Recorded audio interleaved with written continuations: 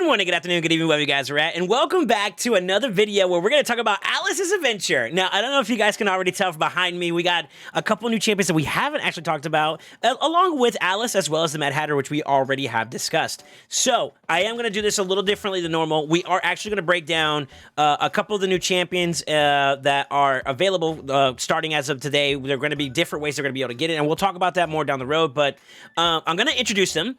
Above me, you're going to see it's going to be the Queen of Hearts. We got something really, really cool for her. I'm actually going to show you guys as we talk about them and give you a little bit of a breakdown about them as well. I don't know if you can kind of see it there. I'm going to disappear for this so you guys can enjoy this here yourself too as well.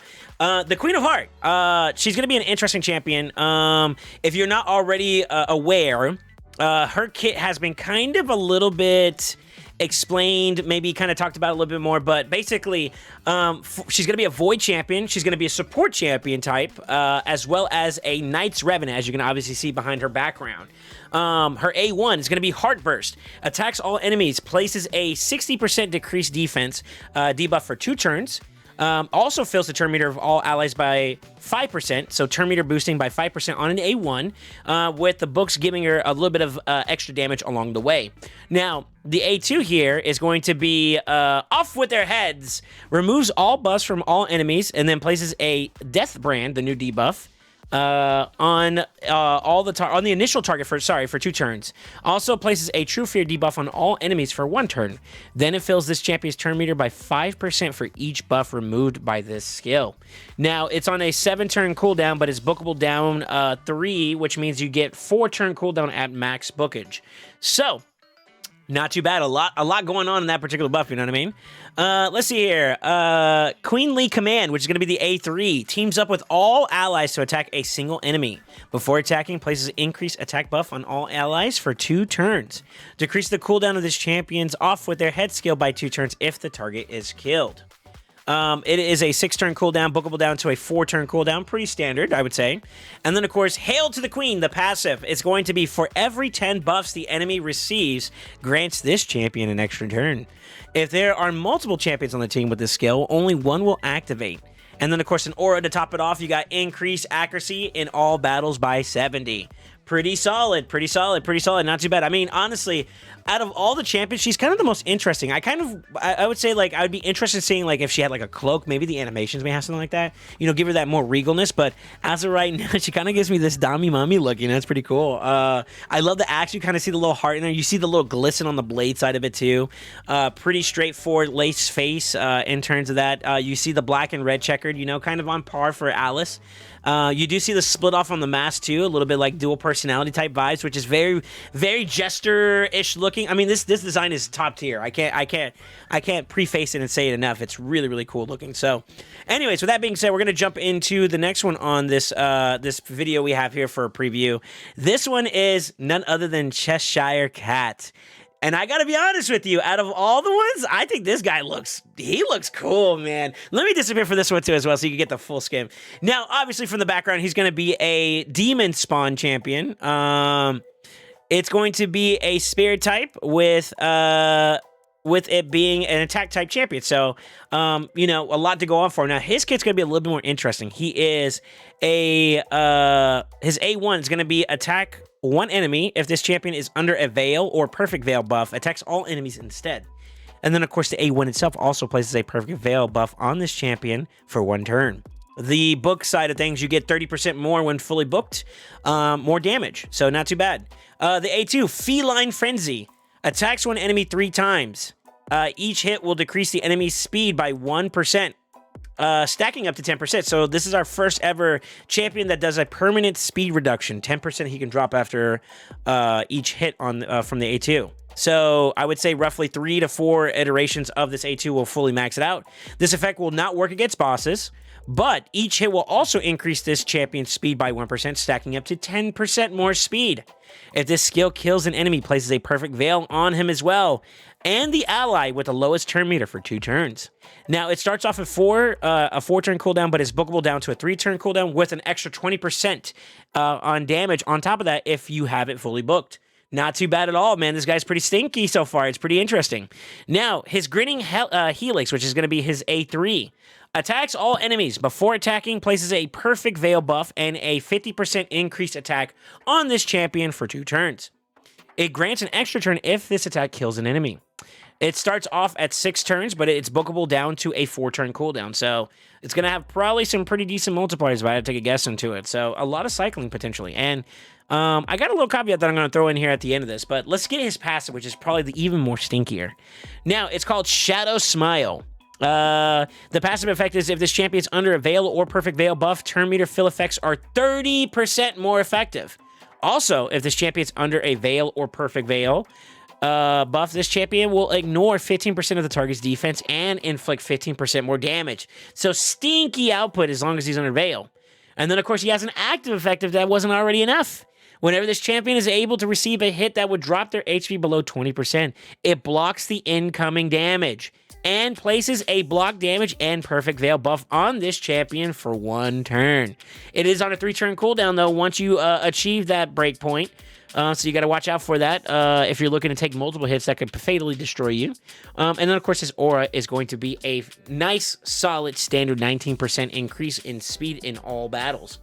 Not too bad, not too bad. I think this guy's kind of nasty. I love the way he looks. His hands are glowing. And just to be honest with you, you know, it seems like he's very synergistic with Perfect Veil, Duchess, who's in the same faction as him.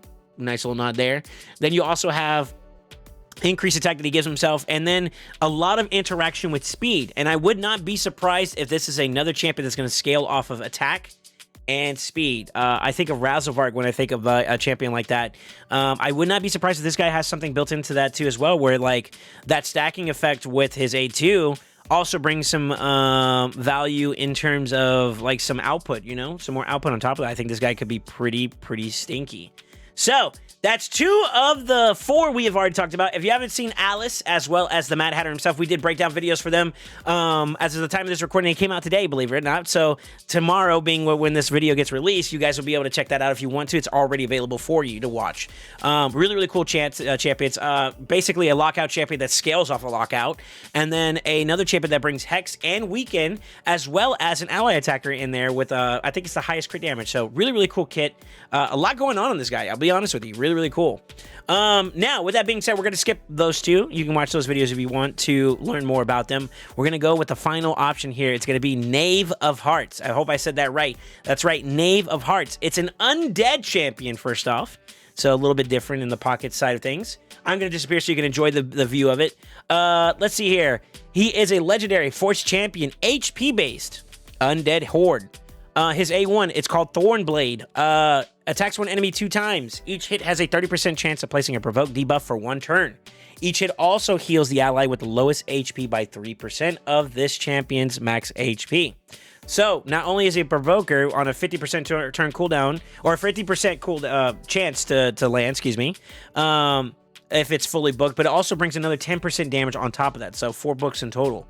But each hit also has a chance to heal, so 2 hits, meaning 6%, excuse me, heal. So that's what you're getting for every single time you A1. So if you think of a counterattack, you get a lot of heals off that, right? The A2, Gallant Knave. Attacks all enemies, has a 75% chance of stealing 2 random buffs from each target.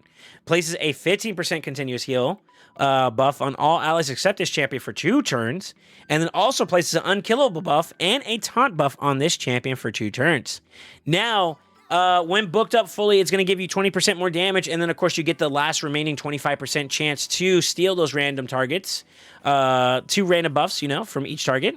And then, of course, the cooldown is on a 4-turn cooldown when not booked, so when it is booked, it's going to be 3-turn cooldown, so you get an extra cooldown reduction on that.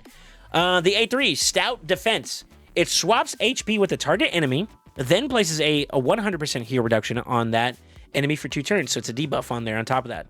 This debuff cannot be removed, it cannot be transferred, or have its duration decreased by enemies. So it's a protected debuff. He then equalizes the HP levels of all allies. The HP levels of all allies will be brought up to the ally with the highest HP, so it's kind of like a pseudo heal. And then, on top of that, he also gives increased defense buff to all allies for 2 turns. Not too bad. This is a 6-turn cooldown ability, which is bookable down to a 4-turn cooldown when fully booked. The Eternal Sentinel, his passive, is going to be, at the start of this champion's turn, fully restores this champion's destroyed max HP. When attacked, destroyed the attacker's max HP by 20% of the damage received, stacking up to a total of 50% damage destroyed. And then, of course, on top of that, he complements with an aura that gives you HP in all battles by 30%. Not too bad at all. Not too bad at all. These champions are pretty cool. I'll be honest with you. Aesthetic, they hit the mark. The graphics department never misses. I like how, if you look at his chest in particular, you see the pulsing heart with the locks on it. And then, of course, the knight's armor, you kind of see that aesthetic, that kind of reminiscent with Alice in Wonderland. It's fitting. The theme is there with every single champion. It doesn't matter the faction. You got a little something of the Alice Wonderland. You see it, which is really, really cool. Now, that's not all I have for you guys today. I think that all these champions are really cool. If you aren't already aware, we did a breakdown video of what to expect for the boss. That's going to be for the event dungeon where you're going to be able to farm pinpoint. The Queen of Hearts is going to be that champion, by the way. We may see some of these guys along the way too as well, but in particular, the boss is going to be the Queen of Hearts, which is going to be really cool to experience. Now, not to mention the big banger that we're going to see here. I think it's this one right here. I actually have it ready. I pulled it out from our little inventory, our little information kit here. We talked about this one relic before when we did a breakdown of some of the things that are coming out, including something coming out very soon with Mr. Scratch. If you're not familiar, we're going to be doing a video breakdown. It's going to be releasing this Friday. But we talked about the Hatter's Reserve. Now it has officially a name.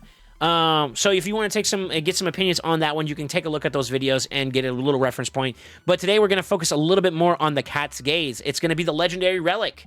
It's going to be at max. So this is the maximum assumption of it. You get 40% crit damage. That's right. 4D. 4 and a 0, not 4. 40% extra crit damage. Attack plus 204. Not too bad. And then, of course, defense plus 104. Now, here's a nice little kicker about this. The wearer ignores 10% of the target's defense when attacking enemies with higher max HP.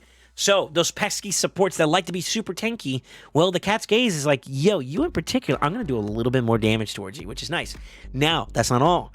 In addition to that, you're going to get 2% more ignore percent on top of that 10% for each level you're subsequently able to gain, to a total of 20%. Pretty stinky if you ask me. I'm not gonna lie. I think this is gonna be a pretty solid one for a lot of nukers. Obviously, with the base stats, it's good for attack nukers, it's good for defensive nukers. But to be honest with you, I could even see an argument for HP nukers still using it for that 40% crit damage. The only thing is the passive. You want to make sure you're not tankier than the target, which is kind of self-defeating in a sense. So maybe not so much for the HP nukers, but I think that's what you're gonna see the Hatter's Reserve for if you're gonna be going down that route anyways. But or alternative ones in general. So I think you can take that for what it's worth. This is a very solid PvP-oriented one. You could even maybe use this against PvE matchups, like boss fights and whatnot. That target is always going to be higher HP than you typically. It's got some pretty cool gemstones. Sockets, you got 2 diamonds, or 2 triangles, excuse me, which are really, really valuable in PvP. We can go ahead and take a look real quick in-game just to show you guys some reference material. In terms of gemstones, there's a lot of really cool ones for more damage when counterattacking. You got Piercing Strike for extra ignore percent, as well as, you know, when the enemy is at 50% or lower, you do more damage. Like, you got a lot of damage-oriented ones where you can compile extra output on top of that. So, really, really cool. And then on top of that, too, we also get a circular gemstone, which has a lot of utility on top of that. Maybe even some more damage as well, if you're looking at, like, maybe Bot Slayer, if you got your hands on it. 10% more damage, or if you're looking to net more utility or something around those lines with your composition, you're more than welcome to as well. So, really, really cool. Really, really good value out of the kit so far, I would say.